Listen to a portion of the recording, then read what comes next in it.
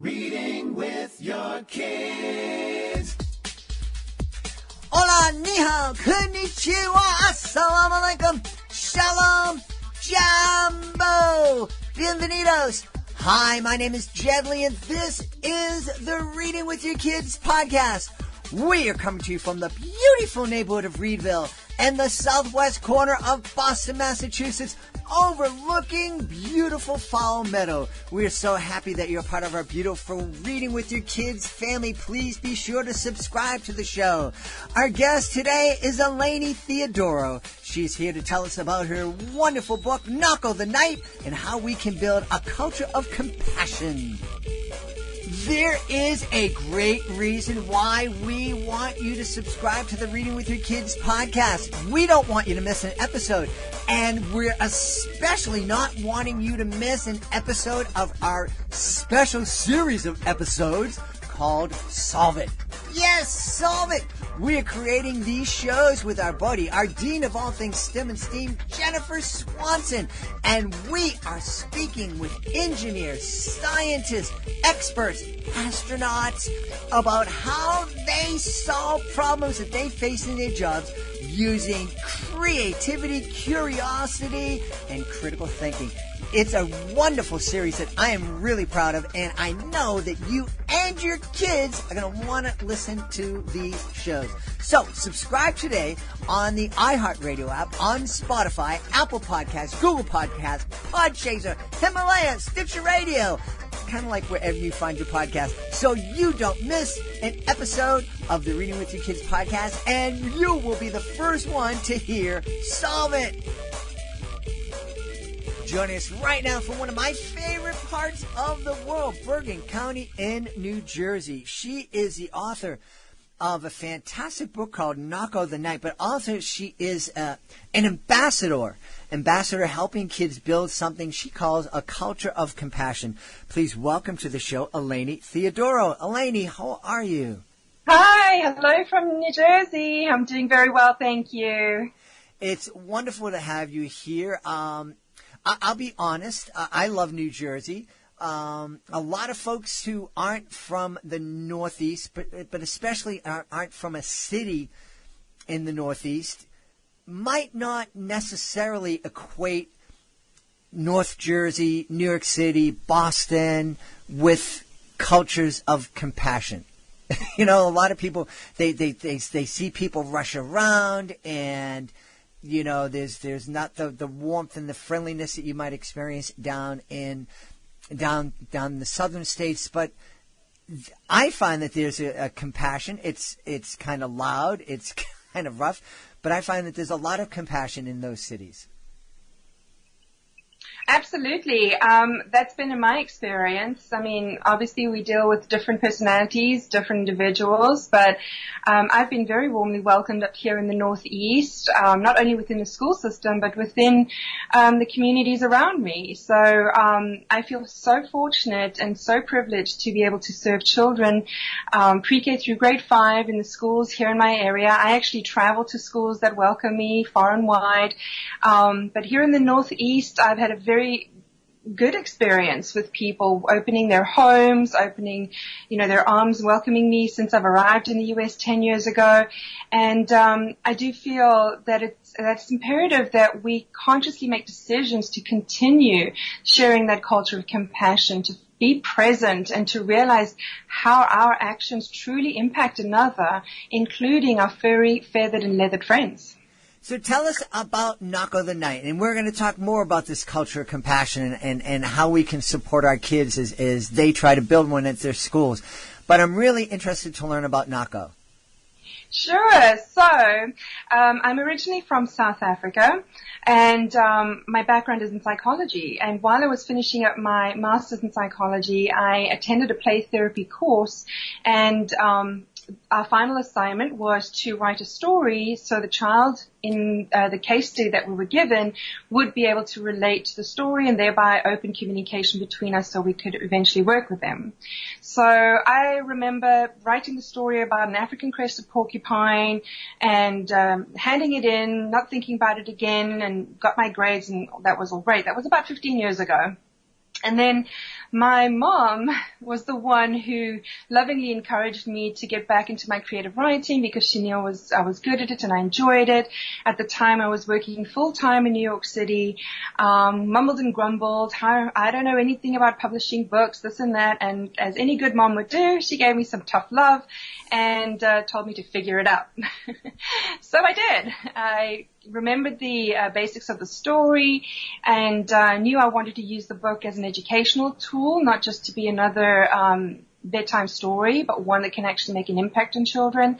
And so I put the book together, figured out how to become self-published, and since then I've written a series. I've only published 2 within the series, 2 books, but I have several manuscripts written out.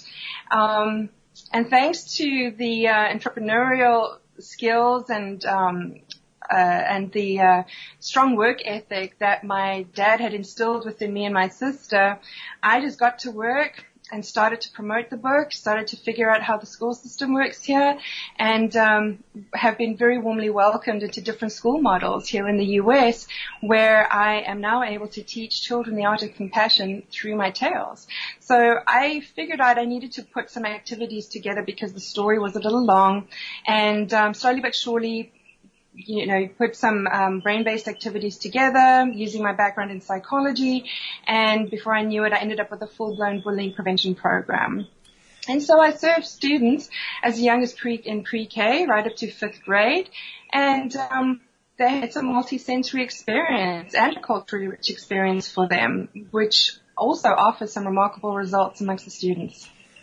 Boy, there's a lot there that I want to talk about. I think one of the first things I want to just note is that for your final project in a psychology course, you were required to write a story that you could then use and read with one of your clients that would help launch some conversation, some beneficial conversation. That's one of the things that we talk about here on the show, about the fact that reading books with our kids, one of the most beautiful results of reading with our kids is that it's a great way to launch conversations that can last a lifetime.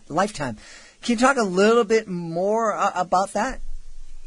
Well, absolutely. So with the porcupine in the story, Noko, he hears that he's about to become a big brother, and that is relatable to most of the students that I'm presenting to, most of the readers. Upon hearing this big news, he rushes off into the bushveld, into the forest, and one of his friends, Noko the African rock python, happens to be slithering by and overhears what Noko was mumbling and grumbling about. Noko is then startled and then shoots out his quills, and which then pierce the scaly skin of the snake. The long and the short of it is, Noko then has to face the consequences of his actions in a loving way, of course, with his friends, and then also the story touches on themes such as forgiveness, such as Noko being a knight. Why was he a knight? He actually came back to school and opened his heart up to his friends. As he apologized, he explained exactly what happened. He did not do it again to one of his friends. There's several layers within the story showing how we can choose to be a hero in life, choose to be a knight instead of a hater, a hero instead of a hater. And I wanted this book, or at least this series, to open such conversations within families, where parents can also instill their family values by speaking to their kids about how to handle prickly situations such as bullying and teasing, and the difference really between someone who's having a bad day and snapping at another and a true bully, because that I feel is very important to distinguish. Boy, oh boy, are you ever correct. Eleni and I were talking earlier. If anybody who's been listening to the podcast for a while knows that I've been presenting educational magic shows, and for the past 15, 20 years, most of those shows have dealt with the topic of bullying. And our understanding of bullying and the best way to approach it has really matured over the years. I remember when New Jersey and Maine were some of the first states in the U.S. to require schools to create programs that address the issue of bullying. For a lot of schools, it was, bring this magic guy in for 45 minutes and say to the kids, don't be a bully, and that's it. And every time that there was a confrontation, or every time that one student wasn't getting along with another, there was a bullying label placed on it, and it wasn't very helpful. And it is important to understand the differences between, as you say, someone who's having a bad day and snapping, and someone who is being a true bully.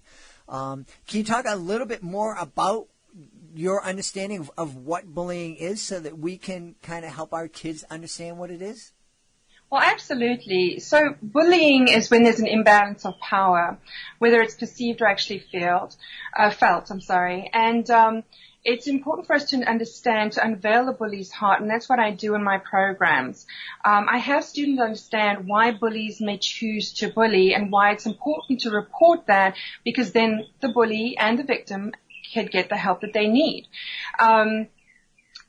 Bullying is not just a once-off thing. In the story, Noko shoots out his quills one time, hurts the snake, and then apologizes. With a bully, it's relentless. They target, they're after their targeted person over and over again. They'll hurt that person intentionally, and whether it be verbally, whether it be by spreading rumors, whether it be physically, whether it be cyberbullying.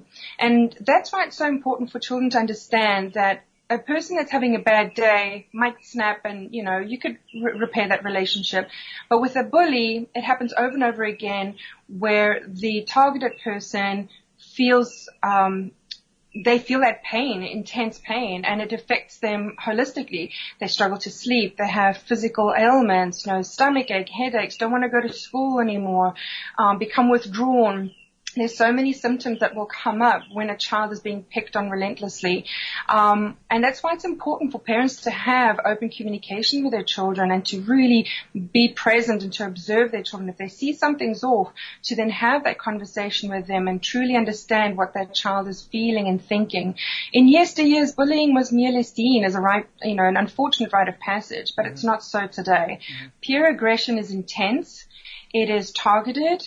And it's 24/7 now that we have technology in our hands. You can barely escape a bully these days if they're online. A study that was conducted amongst 163,000 young students across 35 countries, including the US, concluded that those who bully and those who are victims of bully end up generating lifelong costs, because they end up in mental health services, social services, special education, and unfortunately juvenile justice as well. So it is critical, it is imperative that we nip it in the bud as best we can with our young students, and have that message consistently shared with them as they grow through the school system.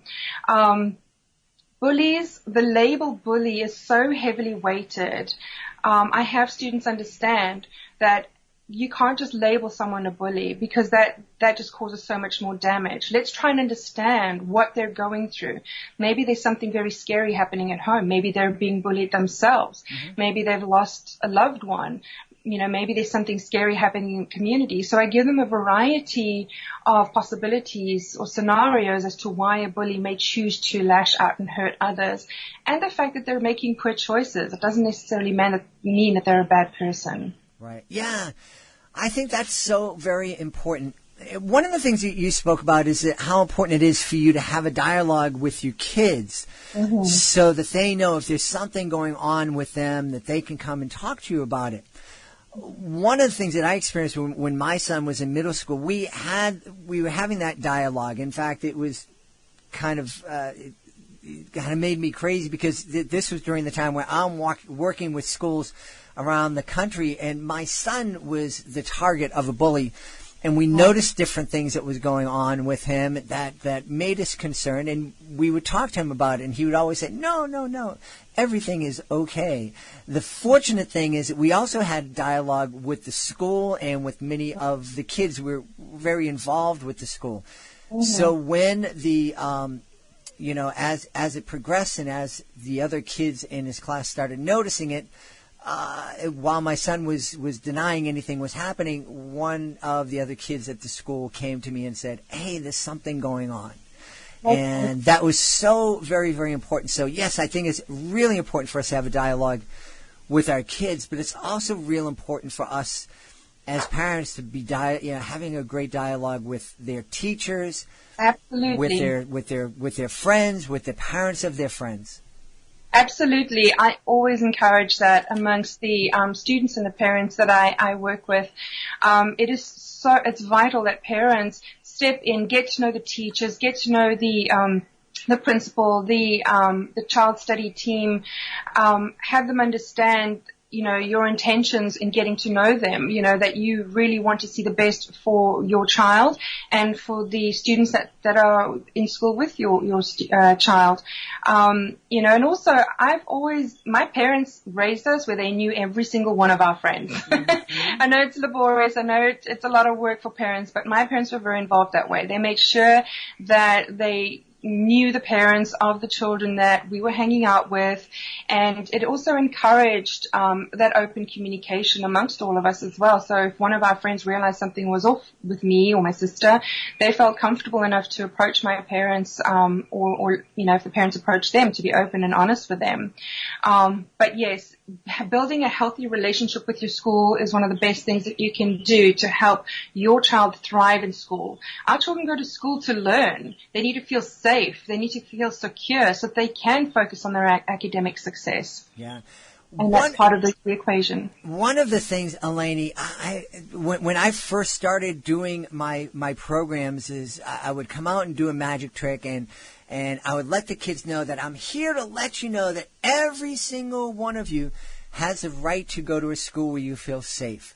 Yes. And that was just a line that I kind of wrote, but when I started presenting it in schools, I was shocked to see that when kids heard that, they would light up, and they would look at me as if I was proclaiming something that was strange and new, and it helped me realize the fact that kids don't understand that feeling safe and secure in a school is a right, and that so many kids don't feel safe in schools. Right. So, we have children coming from all sorts of different backgrounds, different family values, different cultural beliefs. Some families may be instilling messages within their kids that you don't talk about family issues outside of the home. And then you have other families that feel quite comfortable in letting their children speak freely. When I work with the schools, I finish off by having students understand that their teachers spent many years learning to become teachers because that's their passion. They love to teach. They love to help students succeed, but they're also there to help students when they need them, because they're with their teacher for the most part of their day.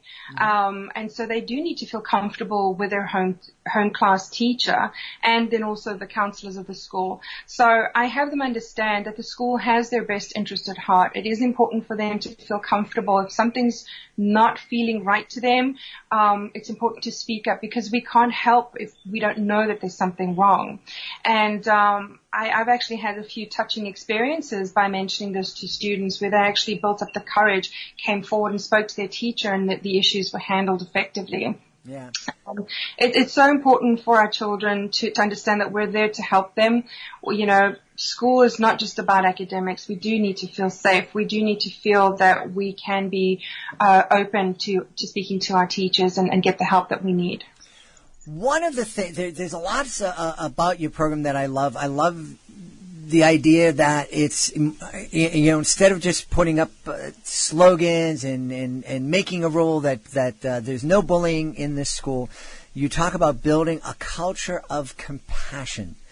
Yes. Because I think it's there, as you said, everything kind of gets, a lot of negative behavior gets labeled as bullying, and it's not classic bullying, and by building a culture of compassion, we're making sure that everybody feels included.